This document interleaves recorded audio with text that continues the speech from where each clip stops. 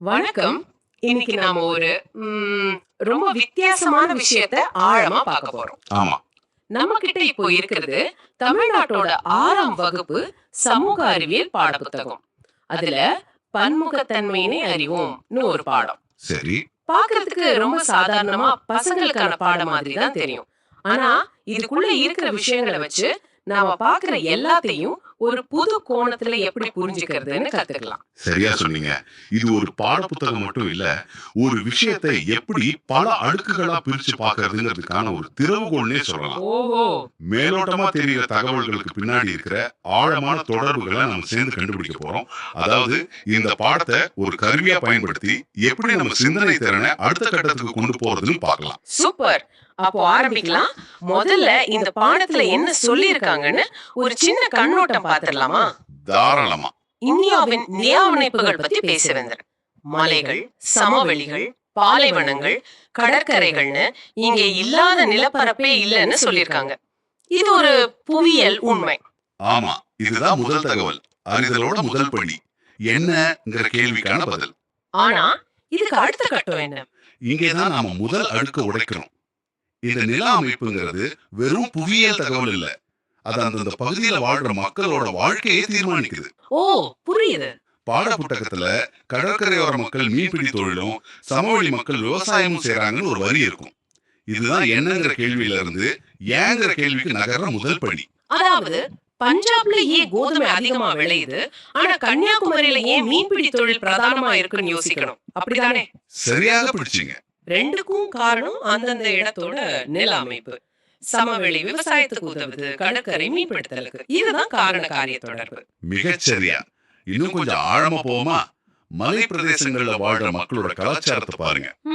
பெரும்பாலும் அது மத்தவங்களோட கலக்காம தனித்துவமா இருக்கும். ஏன்? ஏன்னா அந்த காலத்துல மலைகள்ங்கிறது ஒரு இயற்கையான தடை. ஆமா, போக்குவரத்து கஷ்டம். சரியா சொன்னீங்க. அதனால அவங்க கலாச்சாரம், மொழி, பழக்க வழக்கங்கள் எல்லாம் தனிச்சு வளர்ந்துருக்கும். ஆனா சமவெளிகள்லாம் அப்படி இல்ல, அது ஒரு பெரிய சந்தை மாதிரி. பல ஊர் மக்கள் வந்து போறதால. ஆமா, அங்க ஒரு கலவையான கலாச்சாரம் உருவாகி இருக்கும். பாத்தீங்களா, ஒரு புவியியல் உண்மை எப்படி ஒரு சமூக அமைப்பையே வளர்க்குதுன்னு. ஆமாம்ல, நான் பள்ளிக்கூடத்துல படிக்கும் போது நில அமைப்புகளை ஒரு பட்டியல மனப்பாடம் செஞ்சதோட சரி. ஆனா ஒரு மலை ஒரு கலாச்சாரத்தையே பாதுகாக்குதுங்கிற பார்வை முற்றிலும் புதுசா இருக்கு. இது வெறும் நிலம் சம்பந்தப்பட்டது இல்ல, மக்கள் சம்பந்தப்பட்டது. சரி, அடுத்ததா மொழி பத்தி பேசுறாங்க. இந்தியால 122 முக்கிய மொழிகளும் 1599 பிற மொழிகளும் இருக்குன்னு சொல்றாங்க. எண்ணிக்கை மலைப்பா இருக்கு. இந்த எண்ணிக்கை தான் இந்தியாவோட உண்மையான அடையாளம். இந்த பாடத்துல 22 மொழிகள் அதிகாரப்பூர்வமா அங்கீகரிக்கப்பட்டிருக்கணும். தமிழ் 2004 முதல் செம்மொழியா அறிவிக்கப்பட்டதுன்னு ஒரு தகவல் இருக்கு. ஆமா, இது ஒரு பொது அறிவு தகவல். ஆனா இதுக்குள்ள இருக்கிற அரசியல், வரலாறு, உணர்வு என்னன்னு யோசிக்கிறது தான் உயர்நிலை சிந்தனை. உண்மைதான். செம்மொழிங்கிற அந்தஸ்து ஏன் முக்கியம்? அது வெறும் ஒரு பட்டம் இல்லையே. கண்டிப்பா இல்ல. ஒரு மொழியோட பழமை, அதோட தனித்துவமான இலக்கிய வளம், அது மத்த மொழிகளை சார்ந்து இல்லாம தனியா வளர்ந்ததுங்கிறதுக்கான அங்கீகாரம் அது. மிகச் சரியா. அந்த அங்கீகாரம் கிடைக்கும் போது அந்த மொழி பேசுற கோடிக்கணக்கான மக்களுக்கு அது ஒரு பெரிய பெருமை, ஒரு அடையாளம். ஆமா. இப்போ ஒரு உயர்நிலை கேள்வியை முயற்சி பண்ணலாமா? சொல்லுங்க. இந்தியாவில் ஆயிரக்கணக்கான மொழிகள் இருந்தாலும் இந்திய அரசியலமைப்பு சில மொழிகளுக்கு மட்டும் அதிகாரப்பூர்வ அந்தஸ்து கொடுப்பது வேற்றுமையில் ஒற்றுமை என்ற கொள்கையை வலுப்படுத்துகிறதா அல்லது மொழி அடிப்படையிலான பிரிவினைகளுக்கு வழிவகுக்கிறதா? வாவ், இது ஒரு நல்ல கேள்வி. இதுக்கு நேரடியான பதில் பாடப்புத்தகத்துல இருக்காது.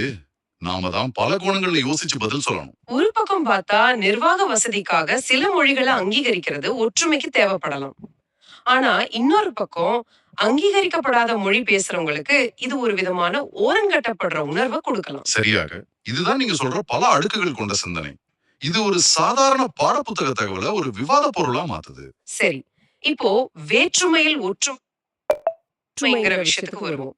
இது இந்தியா பத்தி பேசும்போது நாம அடிக்கடி பயன்படுத்துற ஒரு சொற்றொடர். ஆமா. இந்த பாடத்துல வரலாற்று ஆசிரியர் V.S. ஸ்மித் இந்தியாவை இனங்களின் அருங்காட்சியகம்னு சொன்னதா ஒரு பெட்டி செய்தி இருக்கு. ஆமா, எத்தனாலஜிக்கல் மியூசியம். நான் பள்ளிக்கூடத்துல படிக்கும் போது இந்தியா இனங்களின் அருங்காட்சியகம்னு மனப்பாடம் செஞ்சதோட சரி. அதுக்குள்ள இவ்ளோ ஆழமான அர்த்தம் இருக்குன்னு இப்பதான் புரியுது. சொல்லுங்க, உங்களுக்கு என்ன புரியுது? அருங்காட்சியகம்னா என்ன?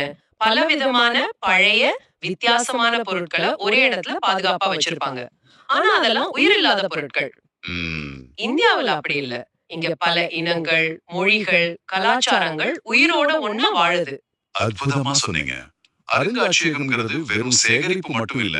அது அந்த பொருட்களுக்குள்ள இருக்கிற கதையை சொல்லுது, அதுகளுக்குள்ள இருக்கிற தொடர்பை விளக்குது. ஓ!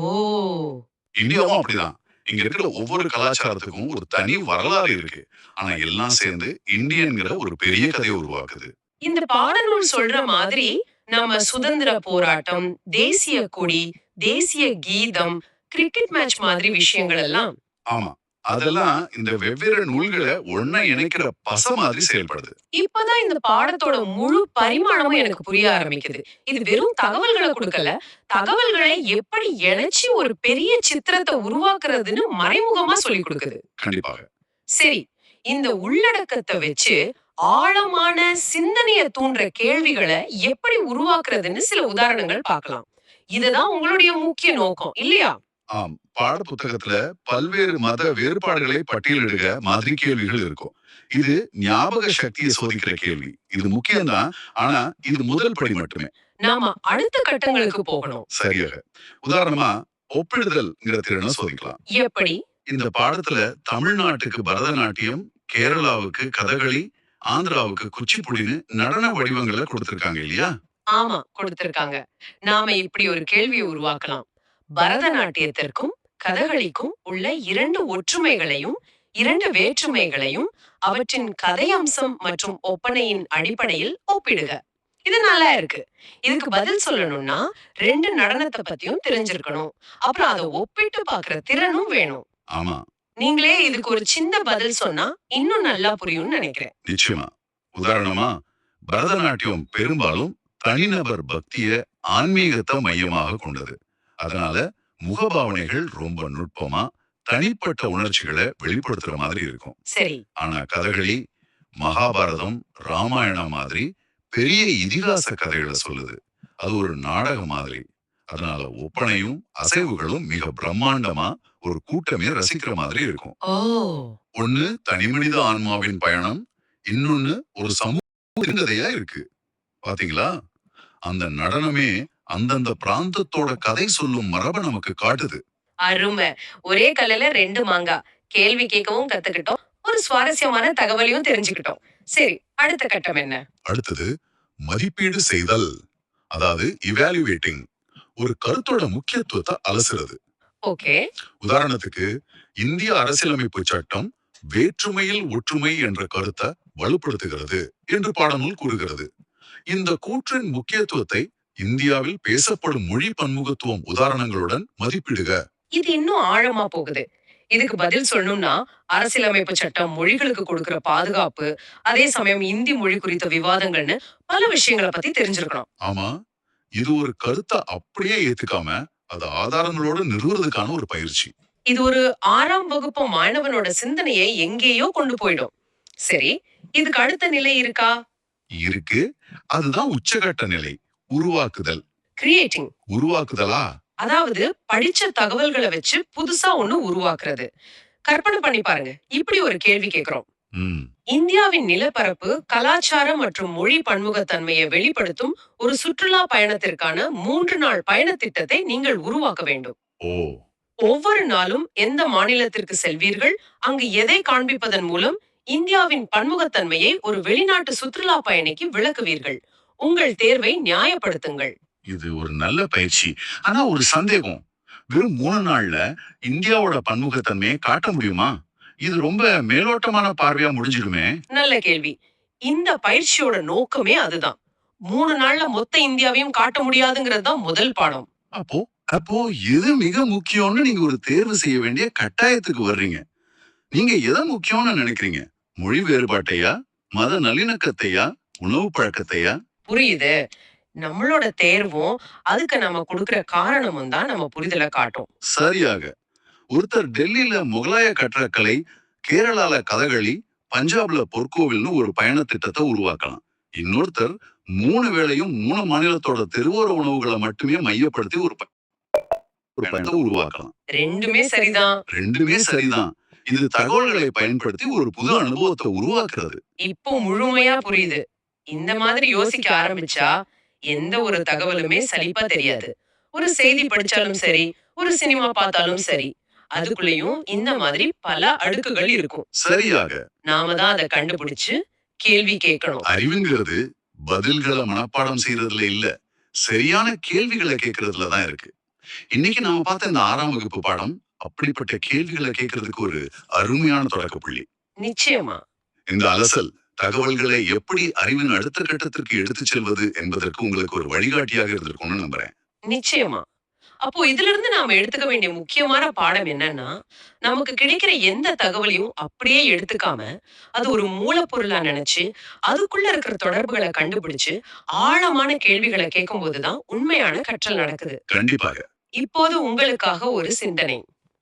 இன்னைக்கு நீங்க பார்க்க போற அல்லது படிக்க போற ஒரு செய்திய எடுத்துக்கோங்க.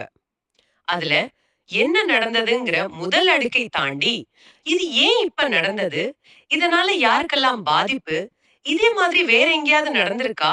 இதோட நீண்ட கால விளைவுகள் என்னவா இருக்கும்னு குறைஞ்சது 3 உயர்நிலை கேள்விகள உங்களால உருவாக்க முடியுமான்னு முயற்சி செஞ்சு பாருங்க.